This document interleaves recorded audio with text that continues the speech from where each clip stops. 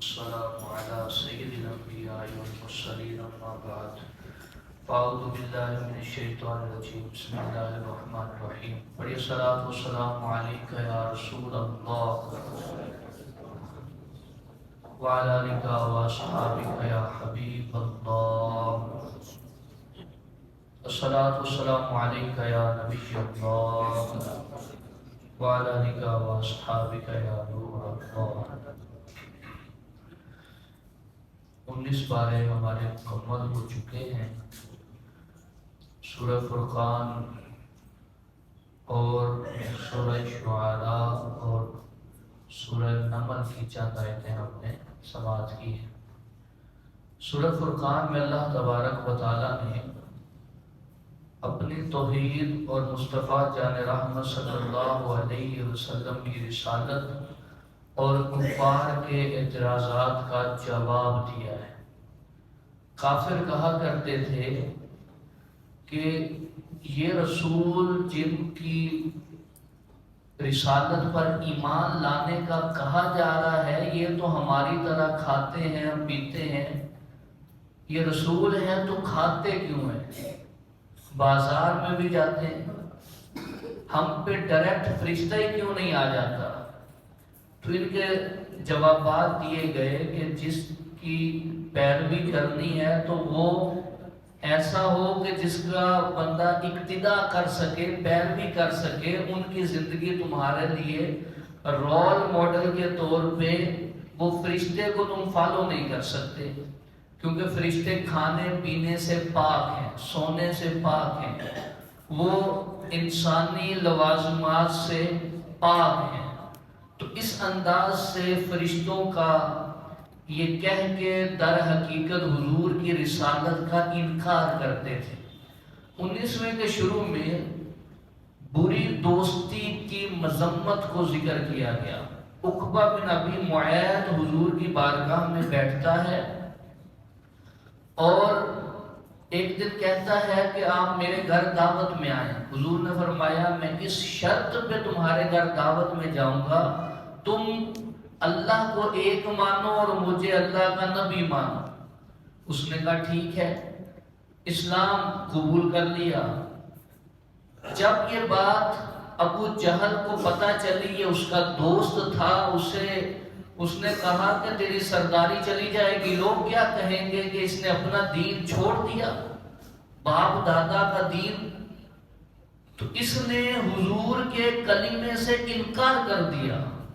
بری دوستی کا وبال یہ فرمایا، یہ برا دوست کل قیامت والے دن اپنے ہاتھوں کو چبائے گا. یوم یعض الظالم علی یدیہ، اپنے ہاتھوں کو چبائے گا اور افسوس سے کہے گا یا ویلتا لیتنی لم اتخذ فلانا خلیلا، کہ کاش میں نے ایسا دوست ہی نہ بنایا ہوگا.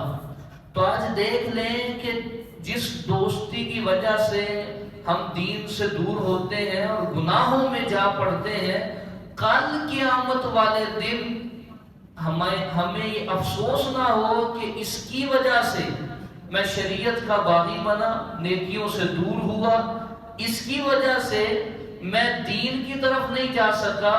فرمایا نیک دوستیاں بڑھاؤ، کل قیامت والے دن نیک دوست بھی ایک دوسرے کی سفارش کر کے جنت میں لے جائیں گے. جب نیک دوست جنت میں جائے گا تو وہ کہے گا مالک وہ فلاں بھی ہمارے ساتھ نماز پڑھتا تھا، روزے رکھتا تھا، ہمارے ساتھ دین کے کاموں میں شامل ہوتا تھا، وہ نہیں ہے جنت میں. مالک ہمارے ساتھ اسے بھی جنت میں داخل کر دے. اگر وہ برائی کی وجہ سے، اپنے کسی گناہ کی وجہ سے جہنم میں بھی گیا ہوگا تو اس نیک دوست کی وجہ سے اللہ اسے جنت میں داخل فرمائے.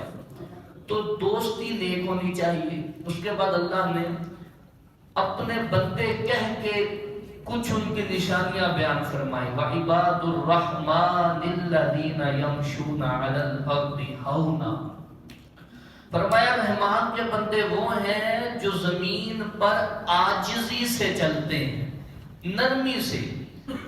چلنے میں یہ انداز نہیں کہ ان کی گردن میں سریا ہوتا ہے پاؤں مار مار کے زمین پہ چلتے ہیں. حضور کو وہ انداز پسند ہی نہیں تھا چلنے کا کہ جس سے آواز پیدا ہو اور تکبر ظاہر ہو.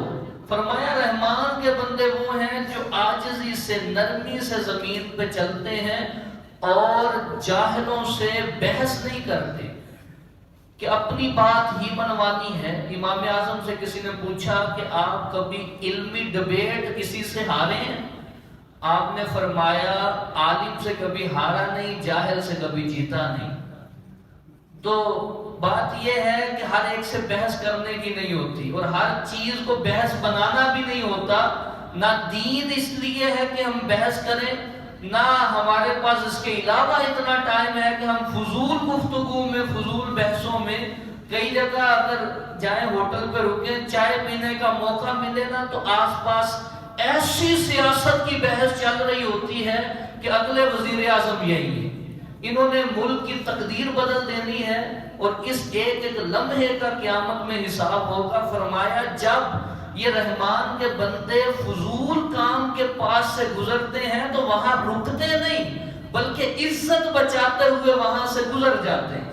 اس میں خاص رحمان کے بندوں کی نشانیاں بیان کی اور فرمایا کہ نہ یہ فضول خرچی کرتے ہیں اور نہ کنجوسی کرتے ہیں، بلکہ جہاں خرچ کرنا ہے وہاں خرچ کرتے ہیں اور فضول خرچی سے بچتے ہیں. یہ بھی رحمان کے بندوں کی صفت بیان ہوئی.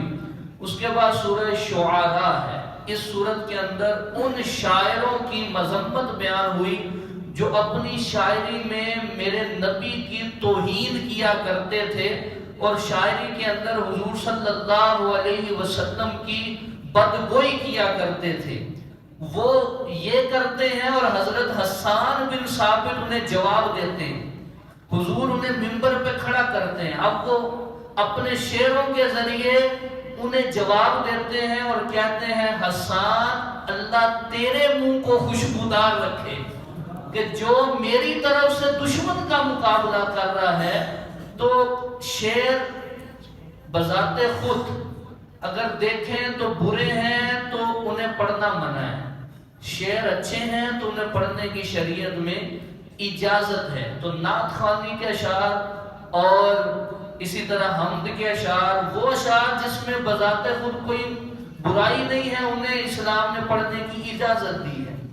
اس کے بعد سورہ نمل ہے اور سورہ نمل میں اللہ تبارک و تعالیٰ نے مختلف واقعہ ذکر کیے ہیں. ایک بڑا ہی لذیذ واقعہ حضرت سلیمان علیہ السلام کا اس میں ذکر ہوا، اس میں بڑے سبق ہیں.